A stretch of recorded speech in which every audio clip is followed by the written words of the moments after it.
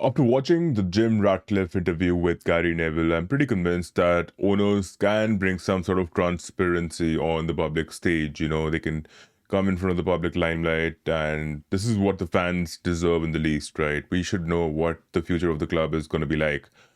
Now, heading on to FSG, I've had a similar belief when it came to the contractual negotiations, the extensions, even though we've seen quite a few legends of the club like Henderson, Fabinho, Mane, wanting to leave on their own terms, right?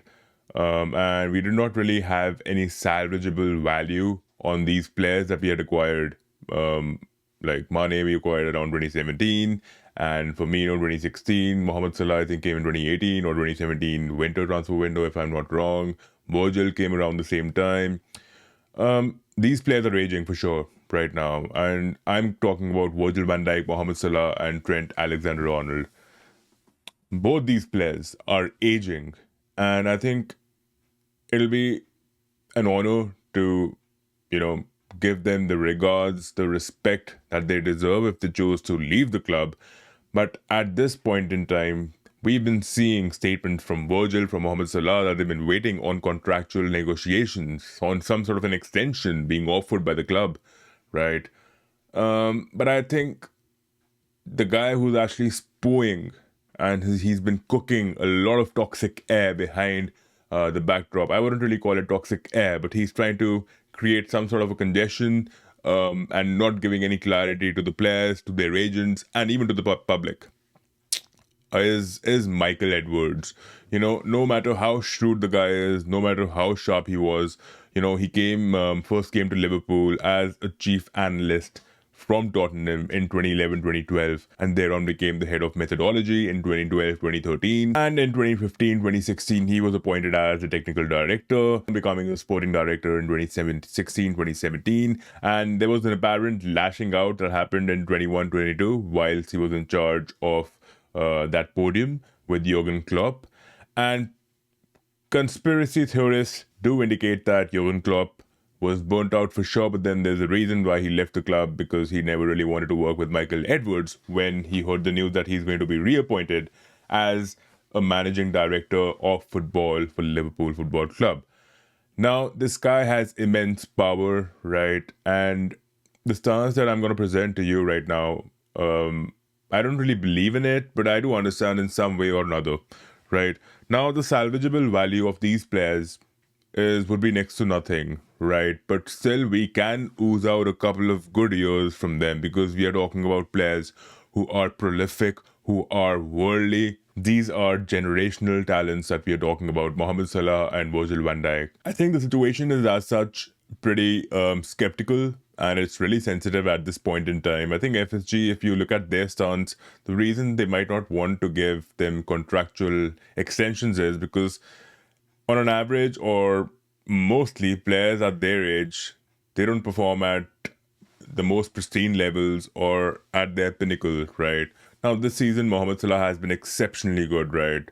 But we are forgetting that he's going to be turning 34 next year, and Virgil is going to be 34 in the month of July. Now, the drop-off will be massive for sure, right? Now, there are exceptions like Thiago Silva, Mata, right? Players, again, Mata, we saw the decline was massive. But Thiago Silva, I think he adjusted to the Premier League. When he came, he was, I think, 35. He played for 3 full seasons, and he sustained a couple of minor injuries and setbacks. But to make your players stick at that age is going to be impossible. But I think they are doing a lot of study, they're doing a lot of research, and we have brilliant people in the back room, in the management. And obviously, they're going to be like in tandem when it comes to the decision. They might not agree on a couple of contracts, but at this point in time, I solely feel that Virgil van Dijk and Mohamed Salah will be offered contracts by FSG. Onslaught has done a massive job as a debutant. We are in the Carabao Cup finale. We lost to PSG in the second leg, but that's fine. Champions League it is. Premier League, again, mostly we're going to be winning it. Mathematically, we still haven't won it. So 2 trophies in the reckoning, right, as a debutant is a massive feat. Now, to maintain the same momentum for the next couple of seasons, we've realized one thing, that this came from a foundational rhythm which was set during Jurgen Klopp's time, right? When he came, when he acquired these players, that rhythm was set. It was already in motion.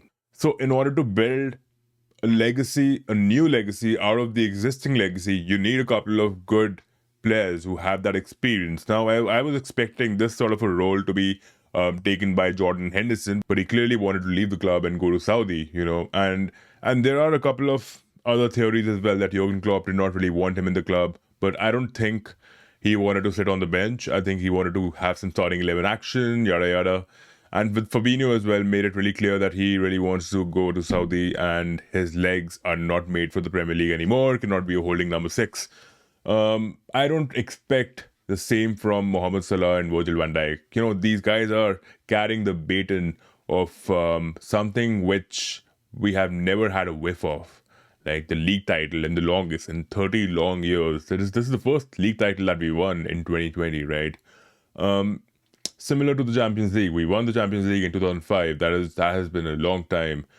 We've had an endless number of trophies in the last 10 years, 7 trophies to our names, and a couple other coming our way now. I think it'll be 9 by the end of the season. But we need to realize one thing, that keeping these players in the club is of utmost importance. It's going to be really immense. We need the experience in the back room, in the dressing room.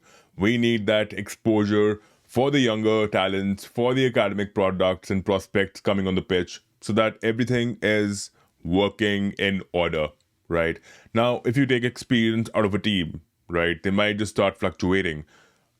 Let me tell you this, even if we have new acquisitions next season, if we have prolific young players coming into the club next season, I don't care how much money FSG is going to be spending. I think it's going to be a shocker for sure. Now, I don't know if it's going to be a negative or a positive. It might just go either way. But for me, having a Virgil van Dijk and a Mohamed Salah, even if they don't perform to those levels, but having their presence as leaders within that pack, like what James Milner was to us, right? I think it's going to lead to another prolific season for sure.